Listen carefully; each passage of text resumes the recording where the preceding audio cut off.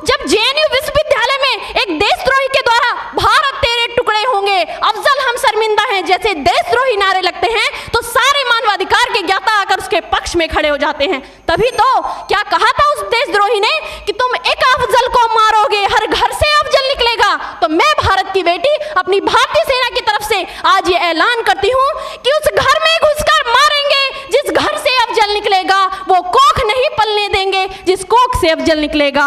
उठो देश के वीर जवानों, तुम सिंह बनकर दहाड़ दो और एक तिरंगा झंडा उस कन्हैया के सीने में गाड़ दो।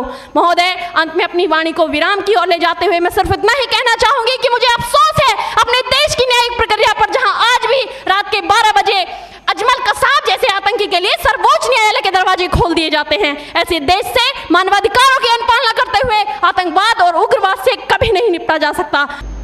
मानवाधिकारों के मंत्र को केवल मंचों पर ही मत गाओ, बल्कि इस मंत्र को अपने जीवन में अपनाओ।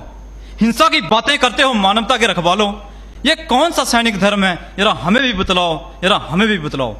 वे सुरक्षा बल जिन्होंने अपने राष्ट्रीय ध्वज के नीचे खड़े होकर हाथ में धार्मिक ग्रंथ लेकर मानव और मानवता की रक्षा करने की कसम खाई हो, वे सुरक्षा बल जिनसे ये उम्मीद लगाई जाती हो कि वे अपने कर्तव्य का सही निर्वहन करते हुए राष्ट्र की सुरक्षा के साथ साथ आम लोगों के अधिकारों की रक्षा भी करेंगे।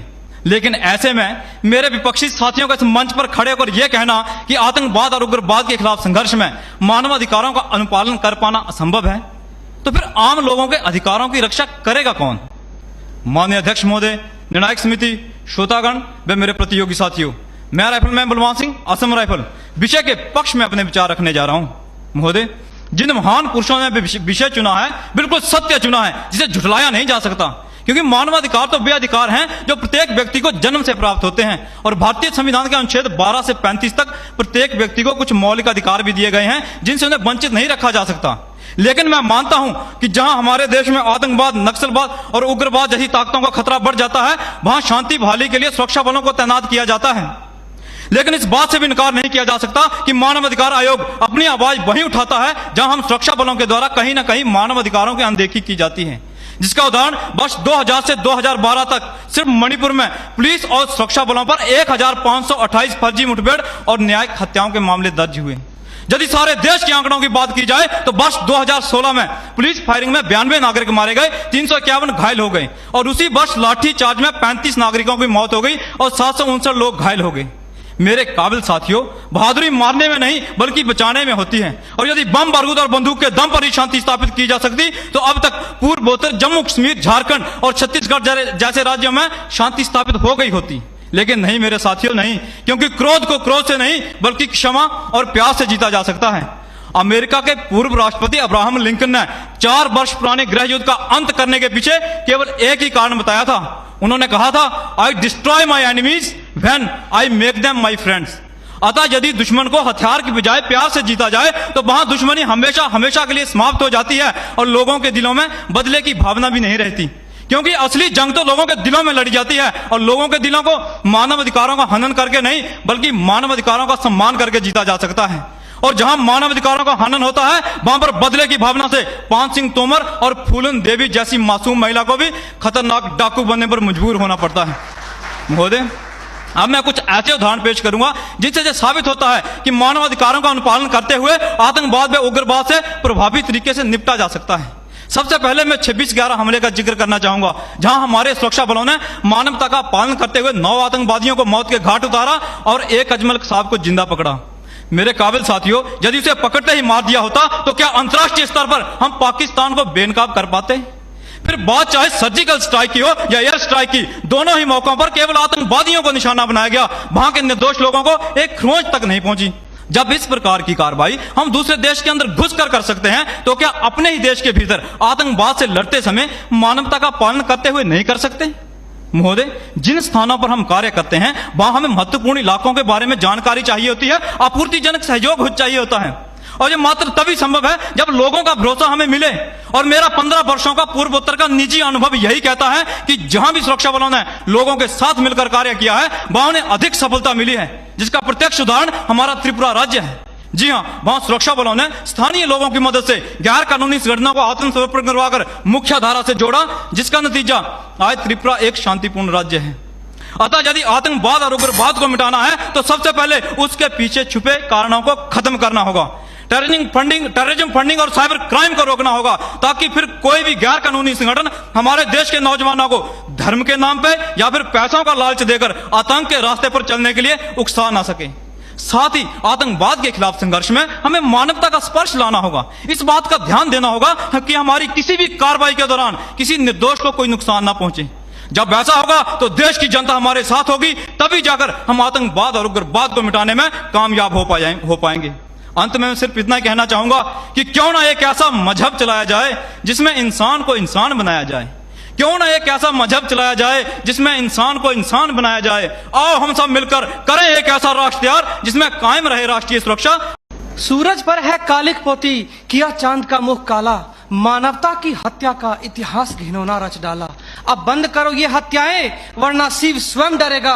तुम ही भक्षक बन बैठे तो रक्षा कौन करेगा। आदरणीय अध्यक्ष महोदय, सम्मान्य निर्णायक गण एवं उपस्थित साथियों, मैं CISF से उप निरीक्षक आशुतोष कुमार आज के इस वाद विवाद के विषय मानव अधिकार का अनुपालन करते हुए देश में आतंकवाद एवं उग्रवाद से प्रभावी तरीकों से निपटा जा सकता है के पक्ष में अपना मत एवं विचार प्रस्तुत करूंगा। सभापति महोदय, इस विषय को प्रारंभ करने से पूर्व मैं भूतपूर्व मुख्य न्यायाधीश एवं राष्ट्रीय मानवाधिकार आयोग के पूर्व अध्यक्ष माननीय श्री KG बालाकृष्णन के उन वाक्य का उद्धृत करना चाहूंगा जिसमें उन्होंने कहा है कि मानवता को बनाए रखने के विषय में हमारे सुरक्षा बलों के विचार एवं भूमिका पूरी तरह से स्पष्ट है एवं केवल तुच्छ मानसिकता वाला व्यक्ति यह सोच सकता है कि सुरक्षा बलों के द्वारा मानव अधिकारों के सम्मान करने से हमारे राष्ट्रीय महत्व को खतरा उत्पन्न होगा। 10 दिसंबर 1948 के सार्वभौमिक घोषणा पत्र के अनुच्छेद 3 तथा मानव अधिकार संरक्षण आयोग 1993 के सेक्शन 2D में भी यह स्पष्ट वर्णन है कि प्रत्येक व्यक्ति को एक सम्मान पूर्वक जीने का अधिकार है। महोदय, राष्ट्रीय मानवाधिकार आयोग के पूर्व अध्यक्ष माननीय श्री JS वर्मा ने इसी मंच के माध्यम से सन 2001 में यह स्पष्ट किया था कि संविधान के अनुच्छेद 21 जो जीवन एवं स्वतंत्रता की गारंटी देता है उसे आपातकालीन स्थिति में भी निलंबित नहीं किया जाता तथा जो लोगों के हित के खिलाफ हो उसे उचित नहीं ठहराया जा सकता है। DK वसु बनाम बंगाल राज्य में माननीय न्यायाधीश ने भी यह स्पष्ट किया है कि सुरक्षा बलों के द्वारा गिरफ्तारी के समय में भी मानवाधिकार का उल्लंघन न हो, परंतु स्थिति आपके समक्ष है। वासुदेव कुटुंबकम एवं सर्वे भवन्तु सुखिनः विचारधारा वाला देश जहां आज नक्सल समस्या ने गंभीर रूप धारण कर रखा है। प्रश्न उठता है, ये नक्सली है कौन? समाज के सबसे शांत, शहरों से दूर जंगलों में रहने वाले तथा खेतों के माध्यम से अपने जीवन यापन करने वाले वो लोग जो अपने पूर्वजों द्वारा दिए गए धरोहर को बचाने के लिए सरकार के खिलाफ हथियारबंद हो गए हैं और अंततः ये लोग नक्सली बनने पर मजबूर होते हैं। महोदय, आधुनिकीकरण के नाम पर उन गरीब आदिवासियों की जमीनों को छीन ली गई तथा उन्हें मजबूर कर दिया बंधुआ मजदूर बनने पर, किंतु आज उनकी अधिकारों की कोई बात तक नहीं करता। मन समर्पित, तन समर्पित और यह जीवन समर्पित। मैं पूछता हूं, देश की धरती तुझे क्या दूं, क्यों दूं और किस लिए न्यौछावर करूं अपना सब कुछ तुम पर? क्या इसलिए कि मुझे देशद्रोह जैसे शब्दों से नवाजा जाए या इसलिए कि मुझे फर्जी इनकाउंटर में मार दिया जाए? जी हां अध्यक्ष महोदय, कुछ ऐसा ही समय था जब मान्य सूबे लखन भैया सोहराबुद्दीन तथा तुलसीराम प्रजापति को फर्जी इनकाउंटर में मार दिया गया। यह कैसी विडंबना है महोदय। हमारे विपक्षी साथी द्वारा मानव अधिकार का संरक्षण किए बगैर ही राष्ट्रीय सुरक्षा की बात करते हैं। जब आम लोगों का कोई अधिकार ही नहीं हो तो इस स्थिति में राष्ट्रीय सुरक्षा का क्या मतलब? मैं पूछना चाहता हूं अपने विपक्षी साथियों से, वे किस राष्ट्रीय सुरक्षा की बात करते हैं? पुलिस हिरासत में अत्याचार व मौत, उन्नाव केस, किसानों द्वारा आत्महत्या या बिहार के शेल्टर होम में हुई मासूम बच्चों के साथ दरिंदगी, क्या यह है राष्ट्रीय सुरक्षा? राष्ट्रीय सुरक्षा का अर्थ सिर्फ सीमा की सुरक्षा नहीं बल्कि सीमा के अंदर रह रहे व्यक्तियों की सुरक्षा से भी है। अपने हक को मांगे जाने पर लोगों को नक्सली तथा आतंकवादी करार दिया जाता है तथा यह सुरक्षा देने वाले पुजारी IPC की धारा 124A के तहत गिरफ्तार कर उन्हें देशद्रोह का मुकदमा चलाते हैं, फिर फर्जी इनकाउंटर में भी मार गिराते हैं। जबकि सुनील बत्रा बनाम दिल्ली प्रशासन में माननीय न्यायाधीश ने स्पष्ट किया है कि फर्जी इनकाउंटर हत्या के समान है।